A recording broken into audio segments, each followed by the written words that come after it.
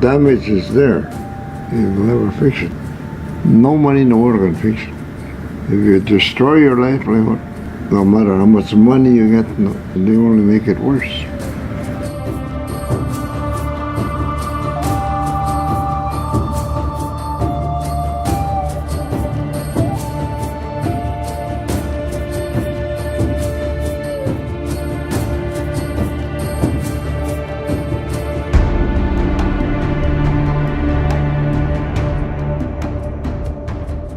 I'm in a good mood. Don't mention hydro. That's really, the whole community is against that. Everybody marked the next, say no. Why did they go ahead and do it anyways? The town was supposed to be built 35 years ago. It's still not here. People are still throwing slop bales out. They were promised housing, water and sewer, compensation. Where's the compensation?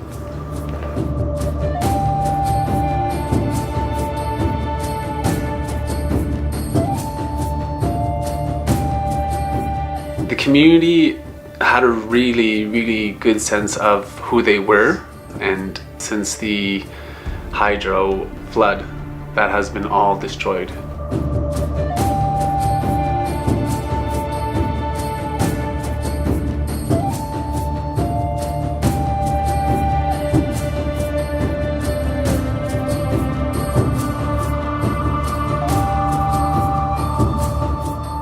This lake used to produce 1 million pounds of fish every year.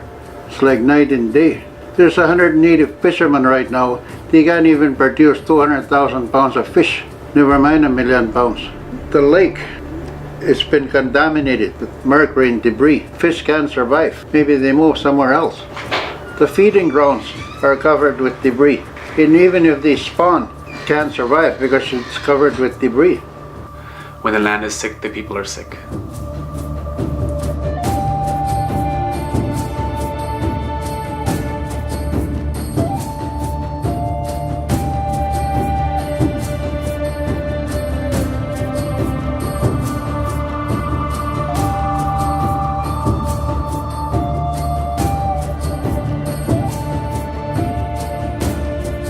The majority of the community is on social assistance. I would probably say 80% of the community. Some of them don't tell you, but you would tell they're really hungry. A single person has a really hard time surviving in this community. They turn to alcohol, they turn to violence, theft, just to be able to survive. People like to drink, and some people are very violent, especially when they drink. People barely have nothing to do, so that's why they do that. They cannot do what our parents and grandparents used to do. It's gone. Not because they're lazy, but because it's not there anymore. It has been destroyed. And I'm not saying cut the welfare off, because a lot of people need it. But I'm talking about able-bodied people here that can go to work. Where do they go to work? Their way of life is trapping and fishing. Hydro post up a job, grade 12 education, just to wash dishes. You're talking about choppers and fishermen here. Give me a break. And I'm 68 years old. What am I going to do? Climb that hydro pole?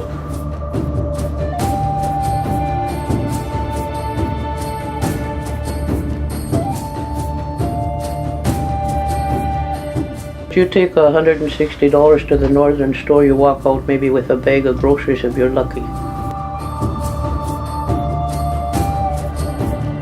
I always think about my traditional food, my traditional way of life that I was brought up, where food was healthy at one time in South Indian Lake.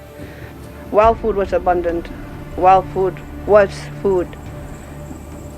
At one point in time, I was going to get a bag of oranges, and I think there must have been 6 or 7 oranges to a bag, and I took them to the till. It would have cost me $19.99 for a bag of oranges. But in turnaround, I could buy 2 4-liter pop for $1. This is where diabetes, high blood pressure, so many diseases have come forward because of the change in the environment. The flood is the main reason why food is so expensive in our reserve and many other remote reserves in northern Manitoba.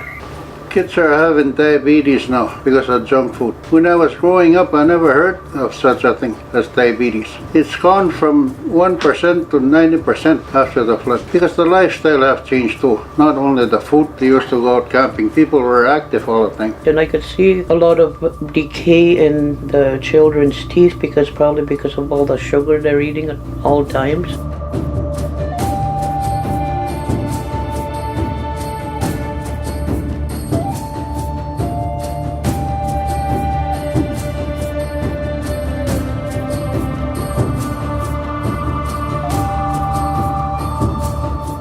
I'll be bold, say 50% of those houses, they're not livable. They should be condemned.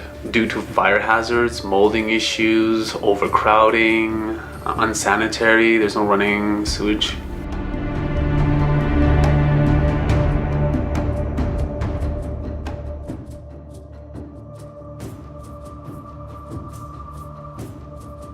My priority would be to put in the running water. I don't care if there's holes in my walls. I'd rather have the running water instead of having a beautiful house. I'd say probably 35 to 40% of the community don't have running water. We deal with a lot of children who may potentially end up in care due to a lack of running water because they're not able to maintain themselves, or parents are not able to maintain their children. I'll give you an example. Their child has been coming to school not cleaned, hair messy, nails dirty, and they say that if you guys do not intervene, then this child is gonna have to come into care because the teachers have been complaining a lot about how the child looks. It's a huge problem because why should a child end up in care for something that's completely out of his hands or even the parents' hands, right? It's a huge issue, and then that child ends up in the system. It's hard to get that child back with the parents because of the parent situation. No running water.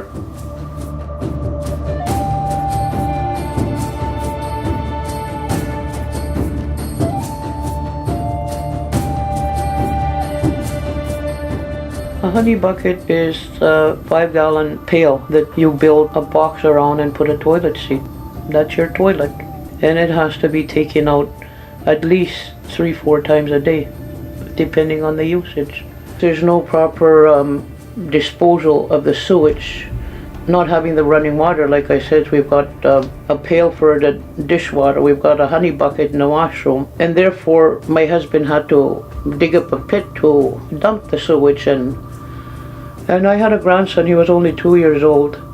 He was outside maybe 2 minutes without supervision. We looked out the window, he was standing there. I'd called the mother and I said, could you please get him? By the time she went out, the little boy was gone. We ran for about 20-25 minutes around the houses and stuff like that, thinking he'd go to the neighbors or maybe across the street to grandma's. About 25 minutes later, we found him in the pit. He had drowned.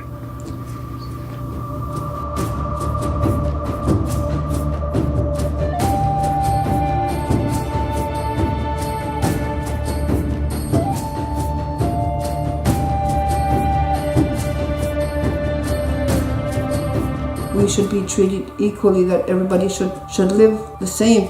Some of us in our reserve, in our northern communities, still live like we're in the third world. And that is a very unhealthy. You know, when one person gets sick, everybody gets sick. How do you deal with that? How do I deal with it?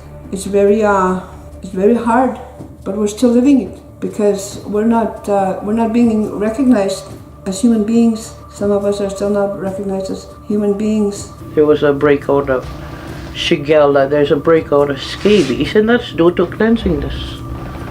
Because you're unable to do it, so, you know, it spreads family to family because it's contagious.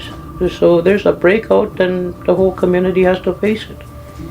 You wouldn't have TB, overcrowded homes. You wouldn't have diabetes if there's programs out there to teach kids how to survive off the land. There's a lot of people, a lot of elders in the community that can do it, but they can't afford to take even their own kids out or grandchildren. And that's where the government should come in hydro, provide the equipment to do it with. We've lost a lot of loved ones in hospitals. I've seen a lot of my loved ones go through dialysis. I've seen a lot of my people dying of cancer. And cancer was rare back in the day because of how rich we were, of how healthy our lifestyle was, how healthy our food was. You didn't even have to leave your island to get food. Food was always there. Food was free. Food was healthy. Today, that's disappeared. It's a matter of equity and equality. It's a matter of allowing First Nations communities to be self-determined.